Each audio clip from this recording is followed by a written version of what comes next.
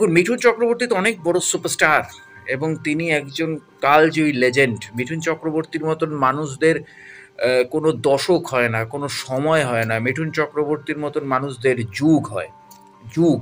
যেমন আমরা উত্তম কুমারকে বলতাম উত্তম কুমারের যুগ, তেমন মিঠুন চক্রবর্তীরও যুগ হয়।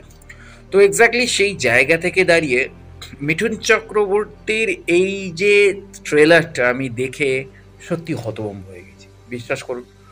সত্যি আমার খুব ভালো লেগেছে। আমি পথিকৃৎ বসুর কাছ থেকে শাস্ত্রীর পর, মানে শাস্ত্রীটা অনেকটা শাস্তির মতন হয়ে গেছিলো আমার কাছে, সেই শাস্ত্রী সিনেমার পরে এই ধরনের যে একটা কনসেপ্ট ও নিয়ে আসতে পারে, সবচেয়ে বড় অবাক লাগলো যে ও দর্শককে নস্টালজিয়ার মধ্যে নিয়ে গেল। আমি চিত্রনাট্যকারের নামটা ঠিক মনে করতে পারছি না, যে দর্শককে একটা নস্টালজিয়ার মধ্যে নিয়ে গেল আজ থেকে 20 বছর আগেকার সেই বিখ্যাত সংলাপ, যে সংলাপ বাঙালির মুখে মুখে ঘুরতো, মারবো এখানে লাশ পড়বে শ্মশানে, সেই সংলাপের একটা নতুন সংস্করণ তিনি প্রেজেন্ট করলো আজকে এই সত্তরোর্ধ্ব মিঠুন চক্রবর্তীর মুখ দিয়ে, যে মারবো এখানে কে মানে কে পড়বি কোনখানে কে জানে।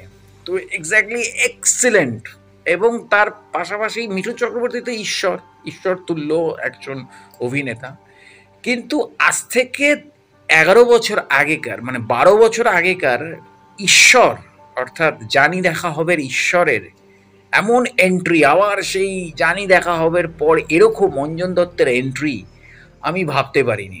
হ্যাঁ, সাহেব বিবি গোলাম তার একটা এক্সিলেন্ট এন্ট্রি ছিল, কিন্তু এইখানে যে অ্যাকশন প্যাকড অঞ্জন দত্তের এন্ট্রি, এবং যেখানে অদ্ভুত ব্যাপার, মিঠুন চক্রবর্তীর মতন একটা অ্যাকশন হিরো ছবিতে থাকাকালীন তাকে দিয়ে কোনো অ্যাকশন কোরিওগ্রাফি করায়নি হয়তো পথিকৃৎ বসু, করালেও হয়তো সেটা ট্রেলারে আমরা দেখতে পাচ্ছি না।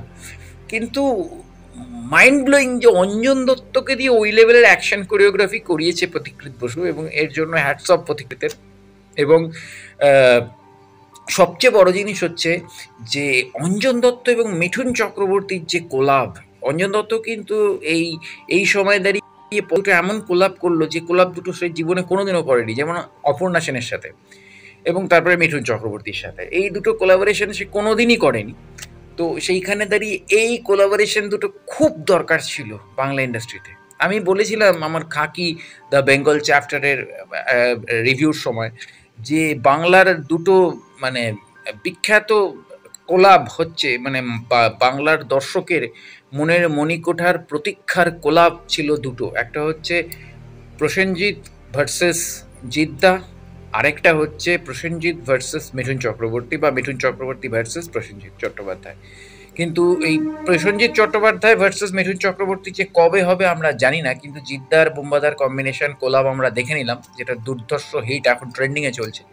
তো এবার মিঠুন চক্রবর্তী এবং অঞ্জন দত্তের কোলাবোরেশন, যেটা বাঙালি দর্শককে প্রথমবারের জন্য অনুপ্রাণিত করলো, এবং আমরা যারা ছোটবেলার থেকে বাংলা সিনেমা দেখে বড় হয়েছি, এবং আমাদের বড়রা যারা ইয়ং বয়সের মিঠুন চক্রবর্তীকে, ইয়ং বয়সের অঞ্জন দত্তকে পেয়েছে সেই 70-এর দশকের শেষ বা 80-র দশকের শুরুতে, তাদের কাছেও এটা একটা ম্যাজিকের মতন, কারণ দুজনে প্রথমবার একসাথে আসছে।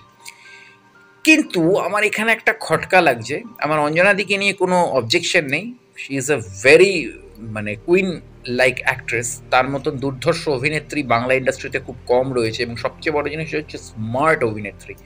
তার অভিনয়ের সত্তার মধ্যে কোনোদিনও কোনো ন্যাকামো আমি পাইনি। মানে বাংলার যে সকল স্মার্ট অভিনেত্রী রয়েছেন তার মধ্যে চূর্ণিদি, অঞ্জনাদি, পাওলিনাম, এরা এক একজন কালজয়ী অভিনেত্রী এরা। কিন্তু সমস্যা হচ্ছে, আমার বক্তব্যটা হচ্ছে এখানে অন্য, সেটা হচ্ছে মিঠুন চক্রবর্তী এবং অঞ্জন দত্ত যেখানে দুজনেই রয়েছে, সেখানে কেন মমতা শঙ্করকে কাস্ট করা হলো না?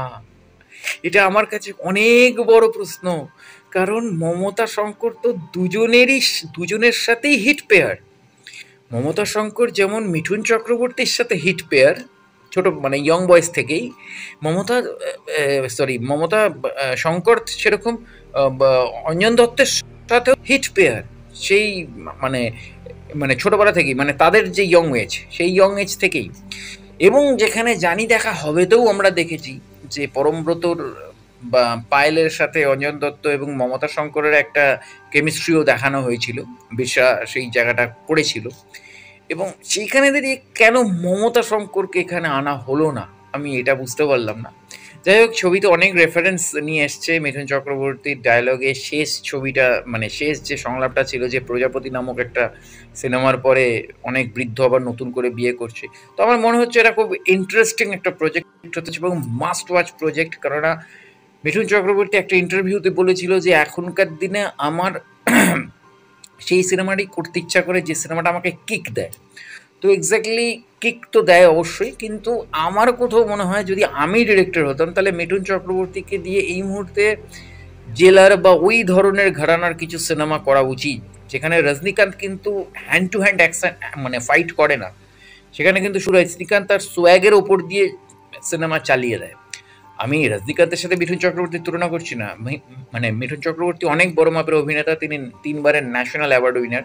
কিন্তু যেহেতু মিঠুন চক্রবর্তী একটা সময়কার অ্যাকশন সুপারস্টার, সে কিন্তু একটা সময়কার ড্যান্সিং সুপারস্টার, অ্যাকশন সুপারস্টার এবং তার পাশাপাশি তিনি আর্ট ফিল্মেও সমান জনপ্রিয় ছিলেন। তো সেই জায়গা থেকে দাঁড়িয়ে মিঠুন চক্রবর্তীর কাছ থেকে আমরা একটা অ্যাকশন সিনেমা এই ২০২৫-এর নতুন টেকনোলজিতে দাঁড়িয়ে যেমন সাউথ ইন্ডিয়া করছে তাদের পুরনো সুপারস্টারদের নিয়ে, আমরা কি একটা অ্যাকসেপ্ট করতে পারি না যে শুধুমাত্র মিঠুন চক্রবর্তীর সোয়াগ মানে এখনো যে তুড়িটা মারছে, মারবো এখানে, সেই তুড়িটা কিন্তু আমার ওই তুড়িটা দেখেই আমার সেই কোমরে হাত দিয়ে আজ থেকে ২০ বছর আগেই সেই মানে মিনিস্টার ফাটাকা স্টোর সেই সিনটা মনে পড়ে গেল। খোলা জ্যাকেট পরে চুলটা উল্টানো তুড়িটা মারছে, তো সেই তুড়িটা কিন্তু একই আছে। তো এই সোয়াগগুলোকে আমার মনে হয় কোথাও ইউজ করে মিঠুন চক্রবর্তীকে নিয়ে খুব আর্লি একটা অ্যাকশন প্যাকড জেলার বা ওই ধরনের কিছু সিনেমা করা উচিত। তো অবশ্যই জুড়ে থাকুন আমার চ্যানেল এবং পেজের সাথে।